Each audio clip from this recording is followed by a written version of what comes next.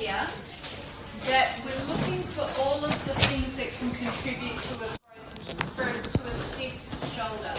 So if we go back to our discussion, we talked about with a stiff shoulder you can have a frozen shoulder pathology, you can have a glenohumeral joint osteoarthritis, or you may have some stiffness of different components of the kinetic chain that lead to shoulder movement that contributes to the feeling of a stiff shoulder that may be something that can be managed and treated with some of the techniques we'll do moving forward from here.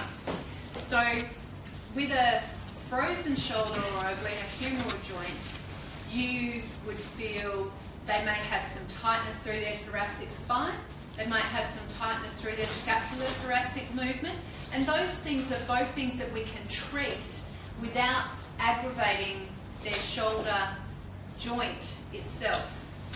We can feel the movement through the glenohumeral joint, and we would expect that to be stiffer.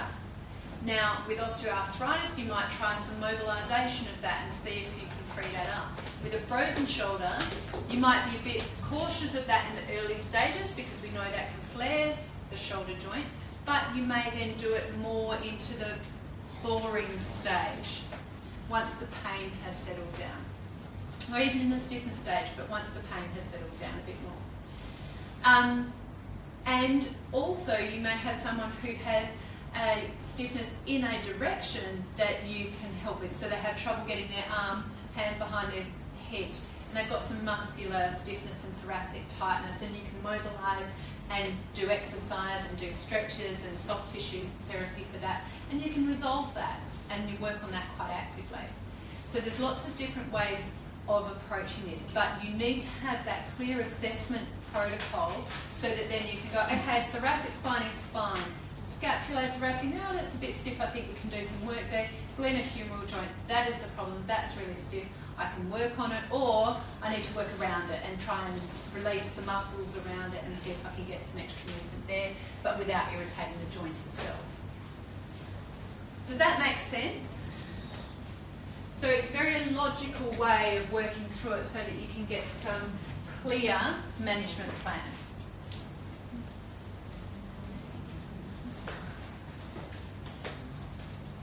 Oh, now it's broken.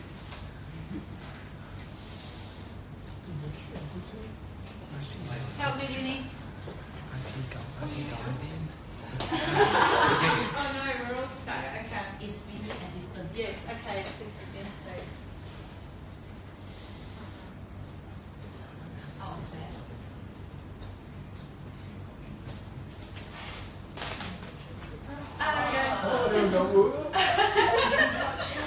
The whole course was laggy. Delay. Perfect. There we are, that's good. Perfect, thank you. Yes, well done, thank you.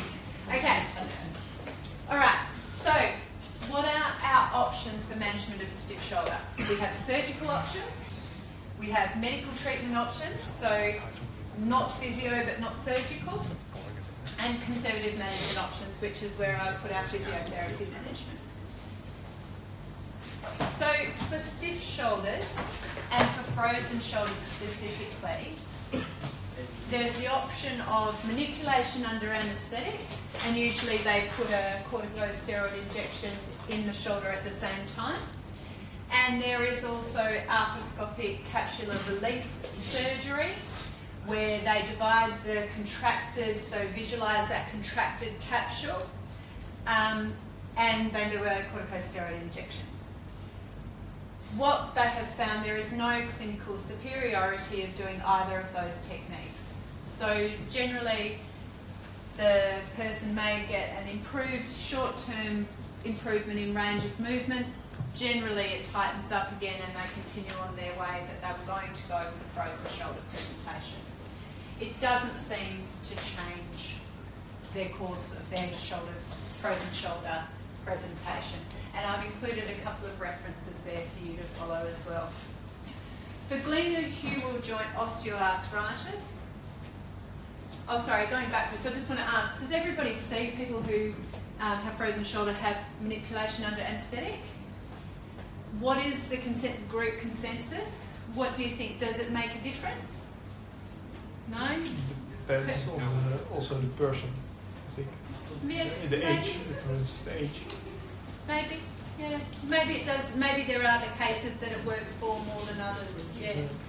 So, who thinks it makes a difference in how quickly they get better? Who thinks it doesn't make a difference in how quickly they get better? That's my experience too. I'm just interested. You know, we all have different surgeons that we work with, and different clinics that we work in, and different protocols. I haven't found anybody that has had a sustained improvement after those techniques have been performed. So, you use this for the corticosteroid injection for frozen shoulder? Yes, we'll get to that. We'll talk about that under the medical management. So just from a surgical point of view, the MUA or the capsular release, not necessarily shown to have a superior benefit over other treatment options. Glenohumeral joint osteoarthritis, our surgical options are an anatomical total shoulder replacement or a reverse total shoulder replacement. Now, does anybody work with these patients post-operatively? Yes. Who sees them? Okay, that's interesting. Well, I'm seeing a lot more of them recently. They seem to be, I saw a few of them 10, 15 years ago. Lately, I have seen quite a few. And I don't know if that the surgeons are now becoming more comfortable with the outcomes, but certainly the clients that I've seen have done relatively quite well because they've got an awesome physical. No, I just think the surgical procedure has good outcomes. So these are the two options, anatomical on the right and reverse on the left. So the difference being, sorry, I'll see if I've got it on the next slide. No. The difference being, to do an anatomical shoulder replacement, you need to have an intact rotator cuff.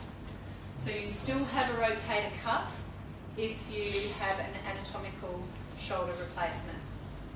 If you have a reverse shoulder replacement, those are for the clients who have multiple tears, degenerative rotator cuff, poor function rotator cuff. They take the rotator cuff attachment away. So there is no longer rotator cuff. You mean the way around? For a reverse, they take away. That's reversed? Oh, sorry. Yeah, that's reversed. That's reversed. That's reversed. Sorry. Yeah, Sorry. yeah. Sorry. See, I told you it's good. Good pickup. Yeah. Sorry. That's a normal on the left. Yeah. Anatomical reverse. So when they do a reverse on the right, they remove all of the rotator cuff. Okay? So they don't go in and dig out the muscles, obviously, but they take away all of the attachment of the rotator cuff onto the humeral head. Has anybody gone in and watched that operation? It's quite brutal. You can understand why they are so sore afterwards. You know, they're basically shaving off, sawing off their humeral head. Yeah. It's not very pretty. However, really good results.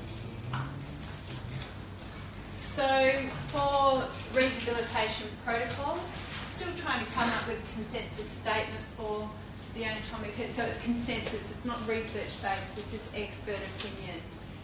There's suggestions for the anatomical shoulder replacement. Essentially that you're trying to work from this 0 to 4 to 6 weeks post-operative. Protect the healing, very simple exercises, pendular exercises, active assisted range of movement.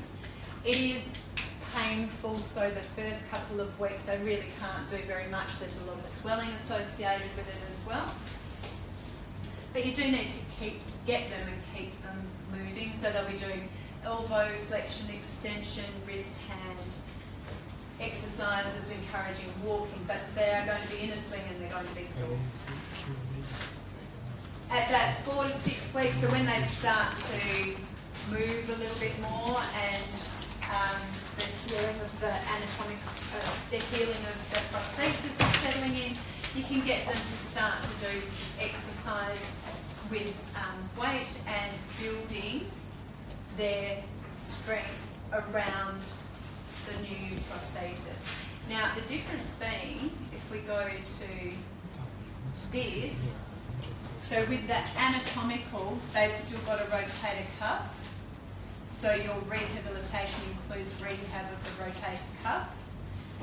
With this one, they don't have a rotator cuff as such. So it may be tethered to other muscles and work via fascial planes to still contract, but it's a different action, and your reliance with the reverse is on your deltoid muscle function.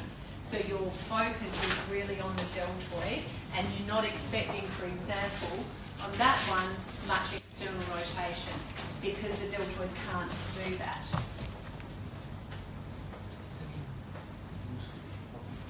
So this is Royal Australasian College of Surgeons. I like these because they're nice and visual about some guidelines. So if you do, this again is consensus, rehab for a reverse total shoulder replacement, rehab for an anatomical total shoulder replacement, with guidelines for time frames that you might expect, but you can see with the dots and lines that they've got underneath in each of those, it's graduated, no internal rotation through to unlimited.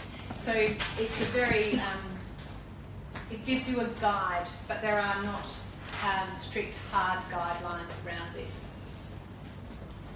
Obviously you have weight restrictions early, but they're going to find that pretty uncomfortable to begin with as well. And then as you build up, you get to a point where you can start loading them up and then begin to get into more of a strengthening program. The outcomes following the two different types. Generally with the anatomical, total shoulder arthroplasty, they've got that one, they tend to get a little bit more flexion, abduction, external rotation. So their range tends to be a little bit better with the anatomical. But also remembering that these people have intact rotator cuffs.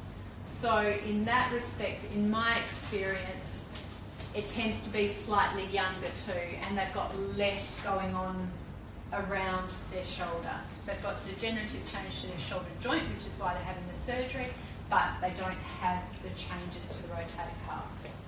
Whereas the people that have the reverse have had a really grotty degenerative rotator cuff for a period of time, plus that has also then built into this pseudo, they create this pseudoarthrosis, so their rotator cuff's not working, so they create, the humeral head migrates into the bottom of the acromion and creates a pseudoarthrosis with the acromion and creates sort of a new joint there. So their shoulder's been quite dysfunctional for a long time. So maybe that is also contributes to why their range is better in the anatomical.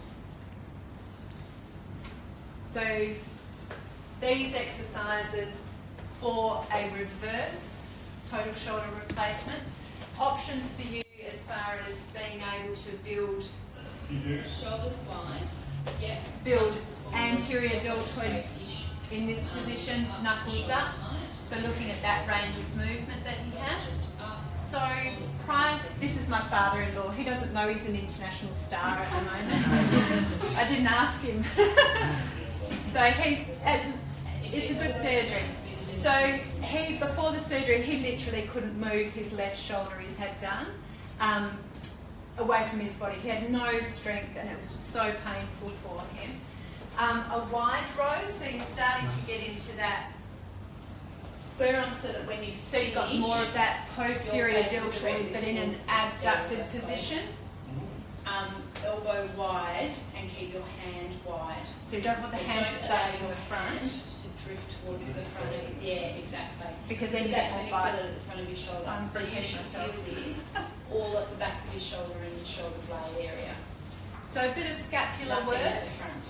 posterior deltoid but not biceps. Don't want hand to shoulder.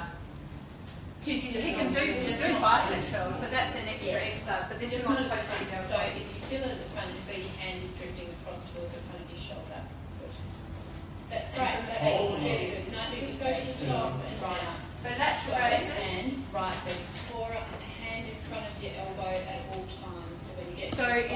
position, I'm getting a bit of sneaky external rotation though. So for the arm to stay horizontal, they have to be isometrically externally rotating. So using a bit of that infraspinatus and teres minor control.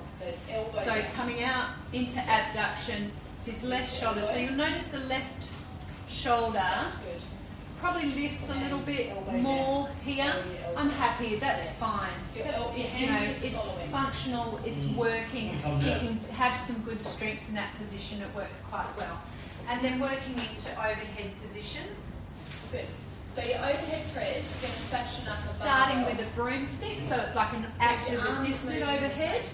So using your middle and your anterior deltoid. And it's a very functional sort of way of moving. Like And so overhead, often that is the position. So with the right arm, he can come up sort of straight in that sort of military press sort of position from the front of the shoulder straight up.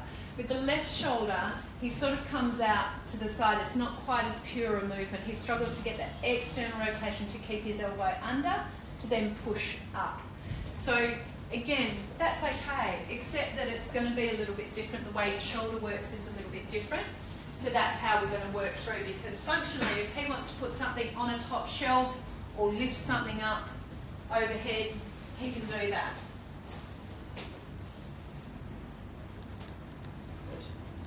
That's great. That's really good. Guys, just go. Yeah, that's right, too much. Okay. Now we're tea breaking. Okay. Let's have a tea break and then we'll finish up with the rest of frozen shoulders.